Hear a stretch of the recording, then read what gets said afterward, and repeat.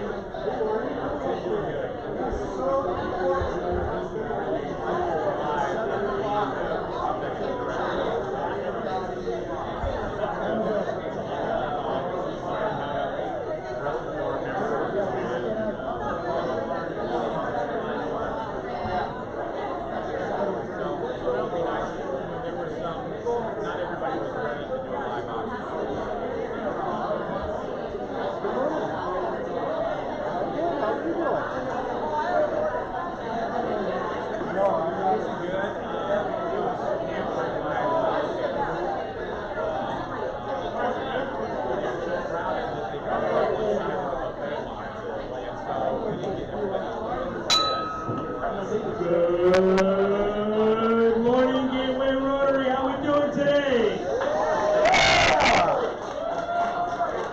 Are we ready for a fun meeting? All right, well, let's get started. Patrick Davidson is going to start us with the salute to our flag. Patrick.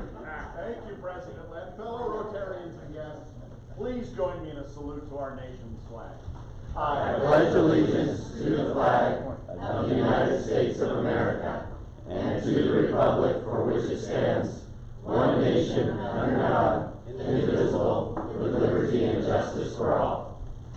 And we have Jim Mack is going to lead us in the four-way test. Let's hear it, Jim. Good morning, fellow Rotarians. Please join me in the four-way test of the things we think, say, and do. First, Is it the truth? second, Is it fair to all concerned? third, Will it build goodwill and better friendships? fourth, Will it be beneficial to all concerned? and let's wrap it up with number 5. Is it hard?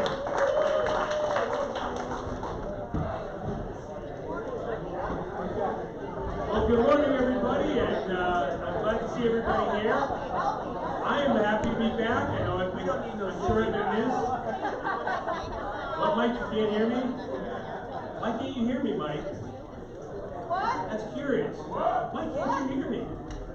How you doing, back row? I love the back row. Just throwing it out there.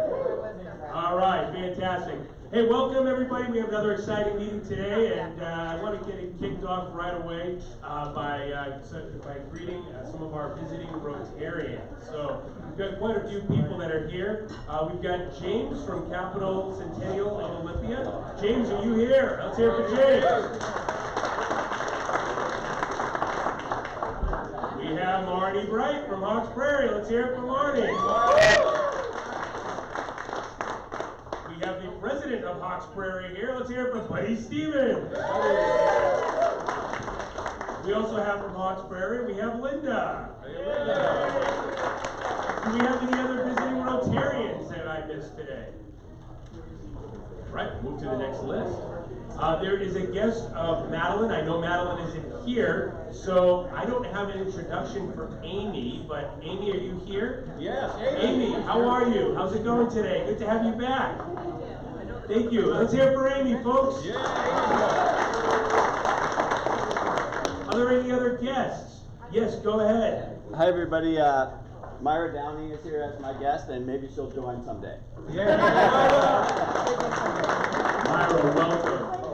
And yes, hopefully you will join someday. That would be fantastic. Any other guests that are here? Back table, any guests back there? No. No? Okay, good. Just want to check in with you guys. All right. The next thing that we're going to talk about is our new item that is addressing Think Rotary.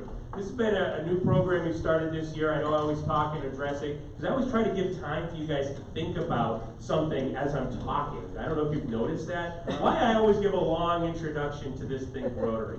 But again, Think Rotary is a great opportunity for us to recognize what fellow Rotarians are doing that are good for the community, especially in the business world. So I'm looking forward to seeing if there's any Think Rotary moments right now. Yes, Nate. So at St. Martin's, I had to plan an event, so then I go through Kathleen's office, and Kathleen's amazing. Then I realized I don't have event insurance, so who does insurance? So I called Melanie, and I just reached out to Kurt, so it's really helpful to know so many people in different areas to help us move along. All right, let's hear from Melanie and Kurt. Do we have any other moments? Yes, go ahead. I'm looking to rewrite my will, so I need an attorney who knows how to write a will, so there's gotta be somebody in the club, right? Do we have anybody who does that? Yeah. Well, I know somebody owns a tree farm, and I don't know if you need Christmas trees yet, but Sprosky Tree Farms has a second service that might have to do with legal advice. So see Jonathan Sprosky for that, and you get a free wreath. Anyone else? One more. Yes, go ahead, Janine. Yeah, Dave Bader's not here this morning. I didn't see him yet, but Dave with Country Financial saved me some money on my insurance just this last Friday. Yeah. All right, we only see Dave. Let's say here for Dave. Dave is probably at home right now, sound asleep, but he always comes to our socials. So he's a very active club member that doesn't attend too many club meetings. Okay, with that, I've got an announcement. It's kind of an interesting one, and if Jerry Wilkins wants to tell me I'm doing it the wrong way or the right way at any moment, please jump in. But I want to just recognize that the district has an opening on its council on legislation and council on resolutions. And this is a 3-year term. The eligibility consists of being a member in a club in the district in good standing and having served a full term as district governor. So we have lots of available members. Actually, we don't. We have one person in our club who fills those requirements and is interested in this. So I am seeking just, this is more of a request, but what's going to happen is that there's going to be a letter issued by the club, signed by myself and by Secretary Jerry Wilkins, to the district governor, as long as the club's good with this, recognizing this nomination for this position. So this is what the letter is going to say. The Rotary Club of Gateway, Thurston County, nominates Gateway Rotarian and past district governor Thomas Carroll to serve on the Council on Legislation and the Council on Resolution for the period of 1 July 2020 to 30 June 2023. So if I could just get a show of hands, how many people support this? Yeah. All right, great. It looks fantastic. So congratulations, Tom. We're going to be sending that letter off. Thank you so much. Hey, Tom. Is this the first Tom has heard about that? No. He looked so surprised. He looked really surprised. No. Thank you, Tom, and please represent us well, as I'm sure you will in all your capacity in serving in that role. Thank you so much. Lower our taxes. Tom just loved me for all this stuff. Okay, we're going to move around to a Rotary Foundation Minute, and a member of the Foundation Committee will now share more information about the Rotary International Foundation and the good we accomplish through the world through our collective input. So, let's hear it for Stacy. Good morning, everyone. This week's Rotary Foundation Minute is about the Rotary Peace Center's Professional Certificate Program. Each year, Rotary awards up to 100 fully funded fellowships for dedicated leaders from around the world to study at one of the Rotary Peace Centers. Through academic training, through academic training, practice, and global networking opportunities, the Rotary Peace Centers program develops the fellows into experienced and effective catalysts for peace. The fellowship covers tuition and fees, room and board, round-trip transportation, and all internship and field study experiences. Mid-career professionals from around the world, representing a wide variety of fields, participate in this intensive 3-month course at the university in Bangkok, Thailand. Rotary Peace Center alumnus Richie Lou Allison, Regional Director of the West African Youth Network, says, "This course has been the missing link in my ability to contribute to the resolution of the numerous problems confronting my region. If I had had the knowledge I am gaining now, I would have been in a better position to adequately analyze the conflicts, map out the various actors, go the extra mile, and play a major role in helping to restore peace." This sentiment has stuck with him, as wrote in a recent email, "The changes the program made in my life cannot be overemphasized. The Peace Center is one of the ways that the Rotary is impacting the world. This is also an endowment fund option that donors can contribute toward as they choose their area to support with Rotary. Thanks. Thank you. Thank you, Stacy, and thank you to Nate and the entire committee that's been putting that together. And I think it's such a great way for us to learn more about what the foundation does and have a better understanding of this great fundraising component of our organization.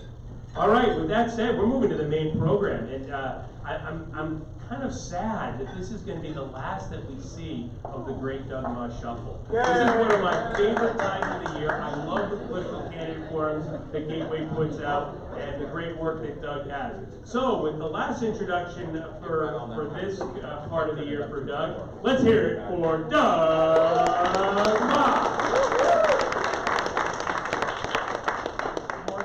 How are you all doing? Yeah. So you know what today is, don't you? Wednesday. It's Wednesday. What is the date? The 15th? Yeah, the 16th. You know what that means? Ballot drop. Ballots are coming in the mail. Yeah, come That on. also means voter stuff is coming in the mail. So here's a little trick. If you don't like the voter information that's coming from the candidates, Vote early. the initiatives, vote early because you drop off the list. Or if you want to see what everybody's mailing everyone, turn in your ballot the night before, so Tuesday, November 5th. So that's just a little secret there. Nice. If it's not a secret anymore, because I just told you. Okay, so this is our last candidates forum. And today we have candidates running for Lacey City Council position number 3. And is Scott Spence here? Scott Spence is the city manager of the city of Lacey. So the city of Lacey uses the council manager form of government, where the city council appoints a city manager to oversee the day-to-day affairs of the city. The council conducts the city's legislative and policy making, and council members are elected at large. Council members are not elected by district or ward as they are in some cities or towns. Unlike the city of Olympia, Lacey City Council selects one council member to serve as a chairperson with the title of mayor, presiding over council meetings and serving as the ceremonial head of the city. So in essence, any member of the city council can become mayor of the city of Lacey. The position is considered a nonpartisan office. Lynda Zeman was appointed to the position in May 2019 following the resignation of Councilmember Young, and is now running for a full 4-year term. And Ed Kunkel announced that he is a candidate running for position 3 before Councilmember Young's resignation. So joining us today, first, if you can start walking up here, is Ed Kunkel. According to the Olympian, Ed is 51 years old and is a product of the North Thurston Public Schools. He later served in the Army and has worked in real estate for the past 19 years. Ed Kunkel. Also joining us today is Lynda Zeman. Lynda is 32 and is the co-owner of Window Genie, a residential and commercial window cleaning and maintenance business. She also serves on the board of the Hawkesbury Rotary Club and is president of another service club known as Zonta Club of Olympia. Let's give her Lynda. So you, both Lynda and Ed, have been here before. You have seen how we do this. You understand we have one microphone. Only Jerry Farmer can touch the microphone. According to Jerry, it's electric. So, where was it? Oh, we only have one microphone. You can't touch the microphone. I'm going to serve as timekeeper. You will know that we're running out of time when I start to invade your personal space. That's how we shuffle here. Let's see, what else? I can't touch the microphone. Oh, and according to Jerry, we really have to get on the microphone so that folks at home can hear us. Okay? So, Ed, since you are a member of this club, I think we will let Lynda go first. And so what we will have the candidates do is a 2-minute self-introduction. So, Lynda, 2 minutes to introduce yourself before we get to the next question. Go ahead. I know she's Thank you. Oh! Good job, Jerry. Next. My name is Lynda Zeman, and I'm your current representative on Lacey City Council in position 3.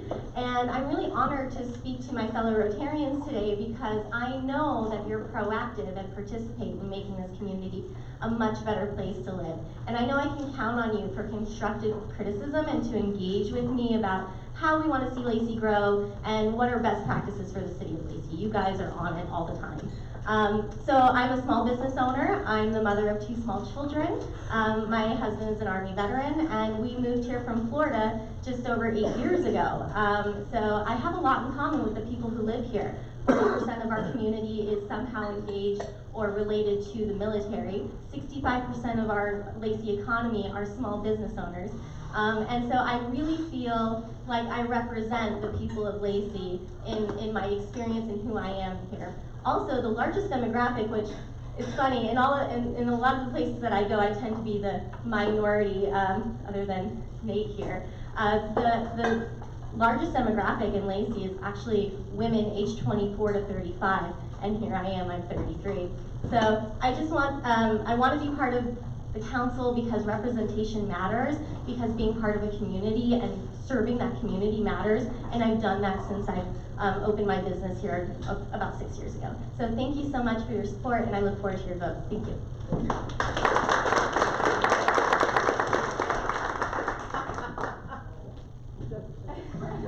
Thank you, Jerry. Good morning. Good morning. Aren't you all glad that today is the last day we have to listen to politicians?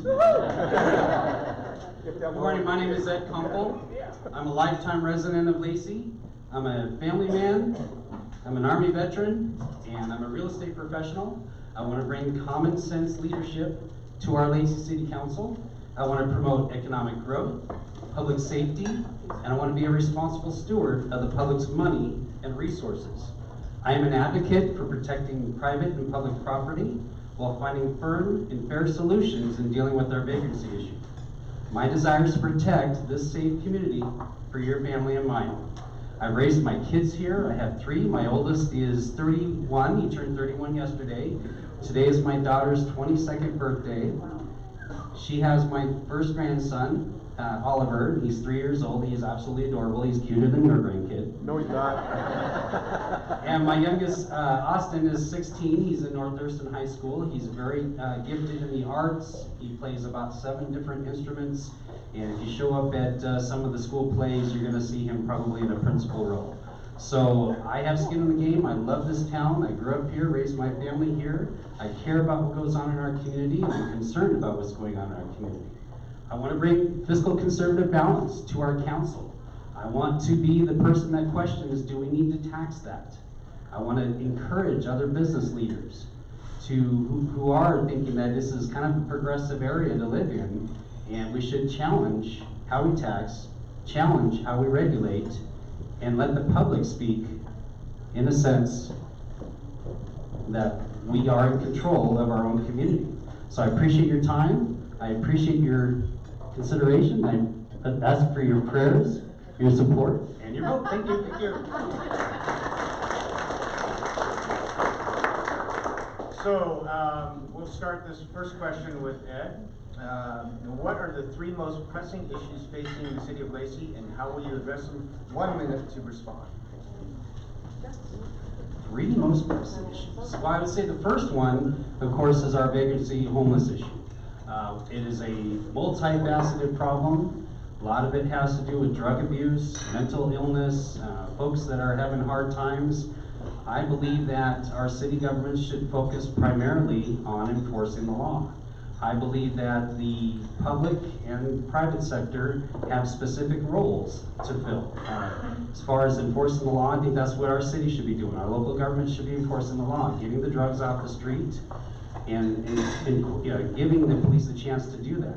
Our community, we are a very compassionate community.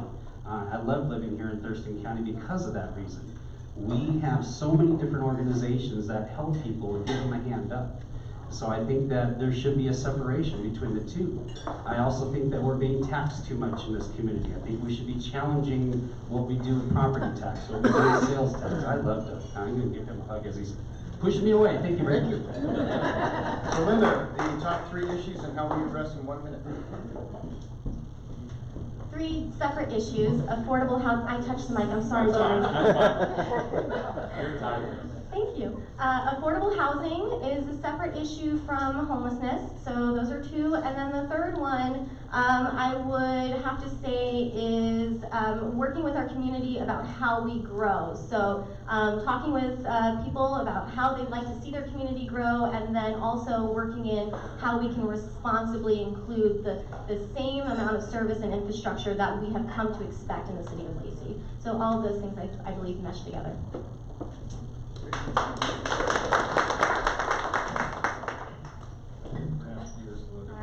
Okay. So, the next question comes from Michelle W. She asks, what do you consider Lacey's biggest attribute to be? We'll start with Lynda.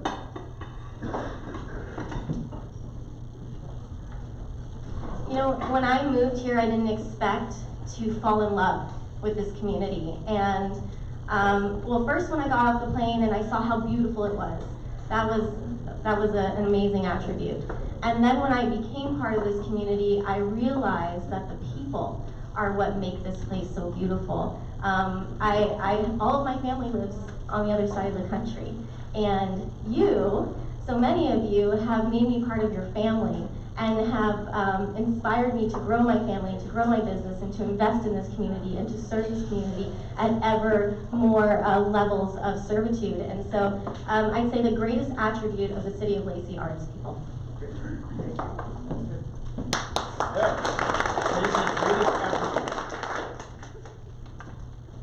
What I love about Lacey is no matter how big we get, it still is going to have its small town community charm.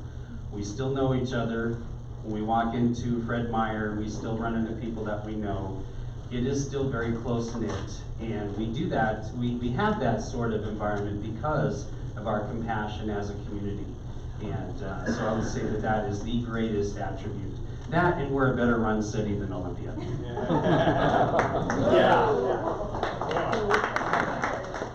So the next question, we'll start with Ed. Comes from Randy M. Randy wrote, I would like a short perspective on the funding and need for a train station on Lacey Boulevard. And I think he's referring to the replica train depot. So we'll start with Ed and then go to Lynda. Yeah, and my perspective is very simple. That was a colossal waste of money. I do think that it's important that we have resources within our community. Public restrooms are just a fine thing. If we want to have those around our parks and around our walkways, that makes sense. We just don't need to spend nearly $1 million on building one. So I do think that that is a waste of money, and it's appalling, quite frankly. Thank you. Thank you. So neither one of us were on council when that decision happened, and the idea of this train depot replica has been in the works for over a decade, just so everyone knows. So it's not news to people on council that this is going to happen.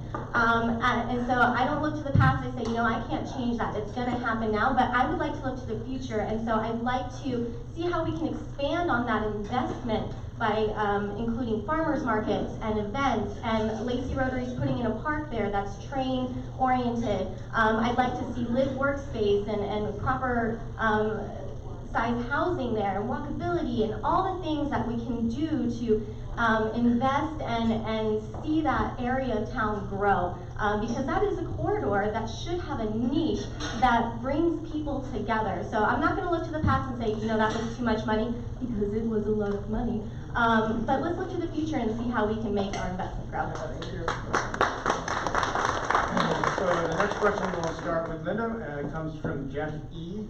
How do you see Lacey collaborating with okay, this comes from Jeff E. How do you see Lacey collaborating with Thurston County, Olympia, Tumwater, and other cities to address homeless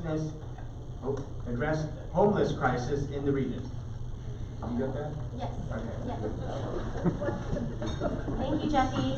So we are really coming around the ideas around homelessness with renewed resolve, right? So from all the jurisdictions, we are working to create a pathway toward sustainable housing. Taking a regional approach is so incredibly important because we have dollars coming in from House Bill 1406 that if we tried to leverage them on our own, we wouldn't be able to do much at all. But coming together as a region to bring those dollars together to invest in future plans is how we're gonna have to work it. So the city of Lacey, we're looking at things like purchasing land so that that investment grows and we can create more funds without taxing the people to deal with this solution. So definitely taking a regional approach, pooling our money so that we can come together for an actual solution instead of Band-Aid piecemealing things city by city is really important. And you know I'm a professional dancer, I will cha-cha. Yeah, please. No cha-cha. So, two issues here. A lack of housing. The only way that we're going to fix the lack of housing is to embrace the understanding of supply and demand. So we need more housing in our community. That's the only way we're going to solve the lack of housing problem. It's not a matter of lack of affordable housing. We build housing and we're going to have affordable housing. That's just how the market works. Regards to the homeless issue, regional planning is important. I believe that we need to do more with mental illness and having those kinds of facilities and get the help from the county, a lot like what Marysville does. Snohomish County supports Marysville's efforts to co-op law enforcement with social workers to help people where they are and to move them out of the bad element and into stability. So we need to do that here in Thurston County as well. Lacey cannot afford to build a bunch of homeless shelters and try to facilitate mental illness just in the city of Lacey. We need to do that countywide. Thank you. So the next question comes from Joe D. That's Joe D, not Jody. Please state your personal attitude toward homelessness regarding how do people become homeless, whose problem is it, and what in your mind has been the most effective response to it. And we should start with Ed. It's about your personal attitude toward homelessness. How do people become homelessness and whose problem is it? And what's the most effective response? There's a myriad of reasons why people become homeless. It's not just about drug abuse, not just about mental illness. We have kids, we thank you to Mike being the runner for the North Thurston Education Foundation. We have a lot of kids with deadbeat parents that are on the street, that are couch surfing. That's an issue as well. So it is a multifaceted problem.